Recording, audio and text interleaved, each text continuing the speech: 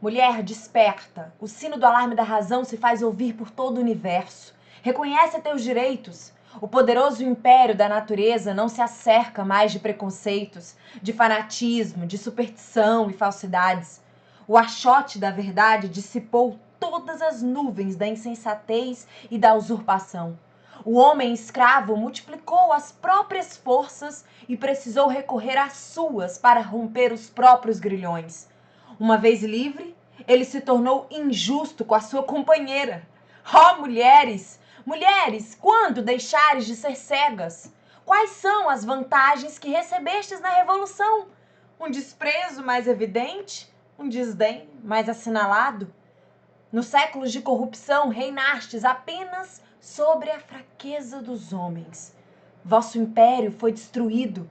O que então vos resta? A convicção das injustiças do homem, a reivindicação de vosso patrimônio fundado sobre os sábios decretos da natureza. O que teríeis a temer por tão belo empreendimento? A boa palavra do legislador da Nostra Decana? Temeis que nossos legisladores franceses, revisores dessa moral, há muito tempo pendurados nos galhos da política, mas que estão ultrapassados, não vos repitam: mulheres, o que há de comum entre vós e nós?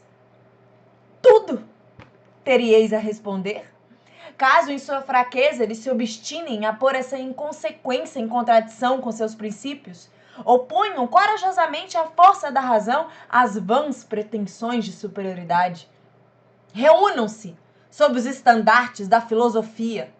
Desenvolvei toda a energia de vosso caráter e logo vereis esses orgulhosos como nossos servis adoradores rastejando a vossos pés, mas contentes de dividir convosco os tesouros do Ser Supremo.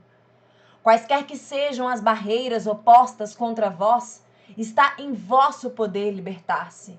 Basta querer. Passemos agora ao terrível quadro daquilo que fostes na sociedade. E já que esta é uma questão, neste momento, uma educação nacional, vejamos se nossos sábios legisladores pensarão sensatamente sobre a educação das mulheres. As mulheres fizeram mais mal do que bem. A coerção e a dissimulação foram sua partilha. Aquilo de que a força as privou, o ardil lhes forneceu. Elas recorreram a todos os recursos de seu charme, e o mais irrepreensível não resistia a elas. O veneno, o ferro, tudo estava a elas submetido. Elas comandavam o crime, bem como a virtude. O governo francês, sobretudo, dependeu durante séculos da administração noturna das mulheres. O gabinete não possuía nenhum segredo para sua indiscrição. Embaixada, comando, ministério, presidência, pontificado, cardinalado, enfim, tudo que caracteriza a estupidez dos homens. Profano e sagrado, tudo estava submetido à ganância e à ambição desse sexo, outrora desprezível e respeitado. E depois da Revolução, respeitável e desprezado. Nesta espécie de antítese, quantas observações eu tenho a oferecer? Eu tenho apenas um momento para fazê-las, mas este momento prenderá a atenção da posteridade mais longínqua. No antigo regime, tudo era vicioso, tudo era condenável. Mas não podíamos perceber o melhoramento das coisas no seio mesmo dos vícios? Uma mulher tinha a necessidade apenas de ser bela ou amável. Quando possuía essas duas vantagens, ela via 100 fortunas aos seus pés. Se não se aproveitava disso, tinha uma personalidade bizarra ou uma filosofia incomum que a conduzia ao desprezo em relação às riquezas. Então, ela era considerada apenas uma cabeça ruim. A mulher mais indecente se fazia respeitar com ouro. O comércio das mulheres era uma espécie de indústria recebida na primeira classe, que doravante não terá mais crédito. Se ainda o tivesse, a revolução estaria perdida. E sob novas relações estaríamos para sempre corrompidos. Entretanto, poderia a razão dissimular que qualquer outro caminho à fortuna está fechado para a mulher que o homem compra, tal qual o escravo nas costas africanas? A diferença é grande, sabemos. A escrava comanda o mestre. Mas se o mestre lhe dá a liberdade sem recompensa, e em uma idade em que a escrava perdeu todo o seu charme, no que essa desafortunada se transforma? No joguete do desprezo.